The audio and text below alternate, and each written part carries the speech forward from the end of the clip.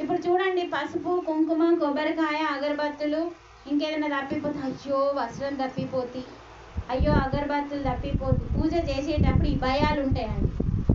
అంటే భక్తి అంటే ఏంటిదంటే పసుపు కుంకుమ వేసి వస్త్రం వేసి కొబ్బరికాయ కొట్టి అగరబత్తులు ఇంతే అని మనం ఆగిపోతున్నామండి. ఒక ప్రమాదంలో ఉన్న వ్యక్తికి సహాయం చేయడం కూడా ఒక భక్తే. ఒక మనిషి బాధలో ఉన్నాడు, ఆయనకి ఆ బాధ నుంచి విముక్తులను అవ్వడానికి ఇచ్చే జ్ఞానం కూడా ఒక భక్తే. అంటే ఒకరికి సహాయాన్ని అందించడం కూడా ఒక భక్తి. కేవలం నువ్వు పువ్వు పెట్టలేదని, వస్త్రం వేయలేదని ఆయన కోపగించుకుంటాడా మన మీద? మరి ఎందుకండి మనకు భయం? నేను ఇది మిస్ అయినా, అవేం అడగలే. పత్రం పుష్పం ఫలంతో ఏమైనా చెప్పుకున్నాం. ఏమేమి అడిగిండు? పత్రం అంటే ఆకు, అగరబత్తి కొంటే పైసలు కావాలి, దీపం పెడితే పైసలు కావాలి. నిన్ను దీపం కూడా పెట్టమని ఆ శ్లోకంలో చెప్పలేడండి. ఏమడిగిండు? పత్రం పుష్పం ఫలంతో, ఇవన్నీ నేనే ఇచ్చిన.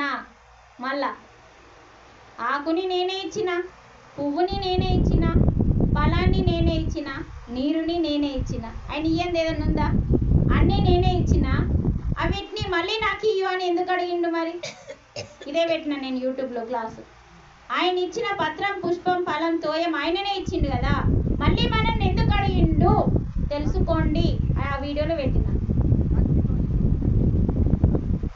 నిన్న తెలుసుకున్నాం కదా ఎందుకు అడిగిండు, ఎలా అడిగిండు. ఆత్మశుద్ధితో, అంటే నిర్మలమైన మనస్సుతో, హృదయంతో, వీటితో పెట్టమన్నాడు. అవి ఆయననే ఇచ్చిండు, అవి ఆయననే ఇచ్చిండు. కానీ నీ లోపల అసూయ ఉందా చెక్ చేసుకో.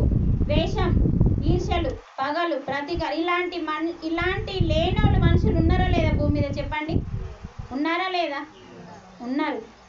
అలా మనం మారిన తర్వాత ఆ పత్రం అడిగిండు. అంటే ఆ భావంతో, అంత శుద్ధితో పెట్టమన్నాడు. అప్పటిదాకా పెట్టే అర్హత మనకు లేదండి.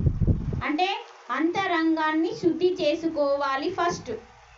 మరి అంతరంగం శుద్ధి చేయాలంటే అంతరంగంలో వాళ్ళు ఉన్నారు, అంతర్యామి ఉన్నాడు, అంటే శ్రీహరి ఉన్నాడు.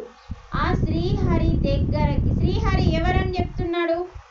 ఆత్మని నేను అంటున్నాడు. శ్రీహరి అంటే కృష్ణుడు. ఈ కృష్ణుని అవతారం ఎత్తి నేను ఆత్మని అని చెప్పిండు. అంటే మనం ఎక్కడికి వెళ్ళాలి? ఆత్మ ఎక్కడుందో అక్కడికి వెళ్ళడమే ఆత్మ ప్రయాణం. మరి ఆత్మ ప్రయాణం అంటే ధ్యానం. ధ్యానం చేస్తే తప్ప అంతరంగం శుద్ధి కాదు. అంతరంగం శుద్ధి అయితే తప్ప పత్రం పుష్పం ఫలం తోయం సమర్పించే అర్హత మనకి లేదు. అందుకనే అంత చీఫ్గా ఒక్క రూపాయి ఖర్చు లేకుండా మనల్ని అడిగిందంటే మనకెందుకు అర్థం కాలేదు? ఎందుకు అర్థం కావాలంటే మన అంతరంగం శుద్ధి లేదు, అజ్ఞానంలో ఉన్నాము కాబట్టి. పత్రం అడిగింది. ఇప్పుడు అందరూ అదే చెప్తారు, భగవద్గీత ఆడుకొని కావాలంటే చూడు అంటారు. అంటే నీకు శ్లోకం అర్థం కాలే.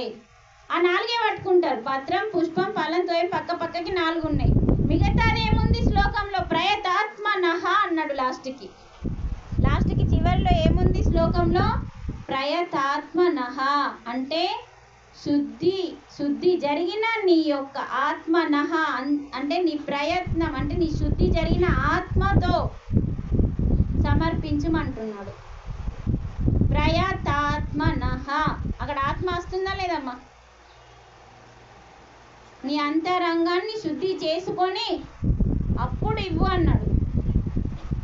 కానీ ఏం ఆలోచించాం? పోయి అవన్నీ పెట్టేస్తాం.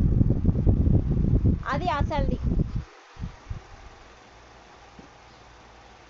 అందుకని మనం నిన్న తెలుసుకున్నాం, ఏ కర్మ చేసినా ఏం చెప్పిండు 3వ అధ్యాయంలో కర్మయోగంలో? అంటే బుద్ధితో ఆత్మతో కర్మలు చేయమంటుండు.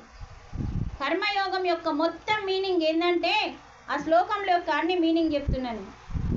3వ అధ్యాయంలో చాలా శ్లోకాలు ఉంటాయండి. కర్మయోగం, ఏ కర్మని ఎలా చేయాలి అంటే కర్మ చెయ్యు. ఎలా చేయాలి? బుద్ధితో, ఆత్మతో, అంటే ఆత్మస్థితిలో బుద్ధిని వికసింప చేసుకొని ఆ కర్మలు చేస్తే అవి పరమ పదమవుతాయి నీ కర్మలు అంటున్నాడు. నువ్వు చేసిన కర్మలు పరమ పదమవుతాయి. పాప కర్మ కాదు, పుణ్యకర్మ కాదు, పరమ పదమవుతాయి. అప్పుడు నీకు ఆ కర్మ వల్ల మోక్షం వస్తుంది అంటుండు 3వ అధ్యాయంలో.